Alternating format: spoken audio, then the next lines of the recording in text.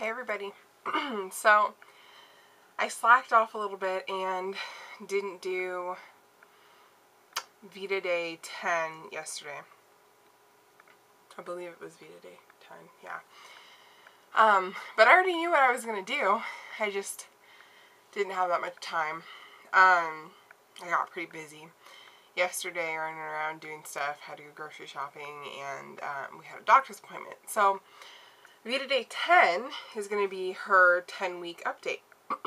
So, just so everybody knows, her stats when she was born was she weighed 6 pounds, 15 ounces. She was, now, the inch is long. I had 3 different measurements, but I believe they wrote down she was 20 inches long.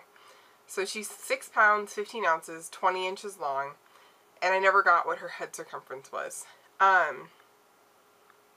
Yeah, I never found that out. So,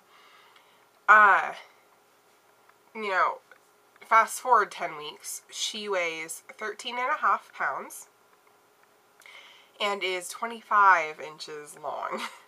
So she's tall. And I don't know exactly what her head circumference was, but I know she was in the 93rd percentile for head circumference. She's in the 80th or 83rd percentile for weight, and the 98th percentile for height.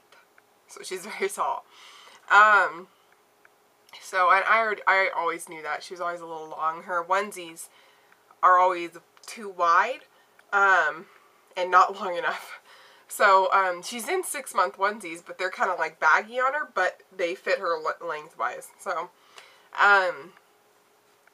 we gave her, 1 immunization, and it was like a combined immunization of a couple different things, but it's only 1 shot. I was really weary when she was first born about any immunizations or any shots or anything like that, so she didn't get anything when she was born, because I wanted to read up on it. I wanted to have a pediatrician that I trusted, and I didn't have one yet. I wanted to be able to discuss it with her, and someone who would really listen to me. So our pediatrician sat there with me for an hour and talked about immunizations. And she just kind of told me that a lot of the ones that were real controversial, although there's a few that still are, there was a couple combinations that they were doing a few years back that were causing kids to have seizures, and they figured out that the combination of the different immunizations were causing the kids to have seizures. So that was a big thing. And then I know one of the other things is kids later in life developing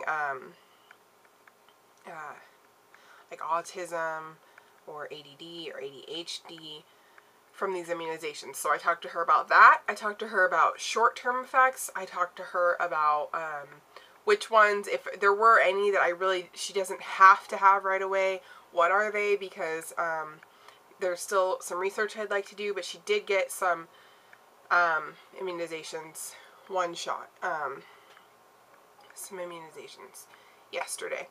And then we're going to go back in 2 weeks for 1 more immunization. But I've opted out of getting, I would have to get my list of the immunizations that I decided not yet to do, because I actually can't even remember. Sorry guys, I'm like super flustered. I can't even remember what it was that I decided that I wouldn't do. But my doctor actually said there was a couple of them that she's just like, she doesn't press too much. She's like, nah, you know, not a big deal.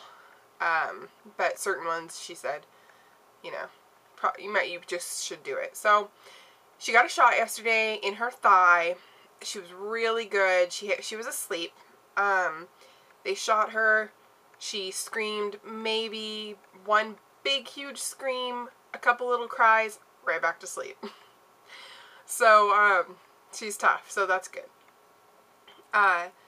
She said, we talked a little bit about her reflux and just the throwing up, and she said that as long as it's not painful, so she's not throwing up and like crying while she's throwing up or in massive amounts of pain while she throws up, then that's just some acid reflux and it's just going to happen.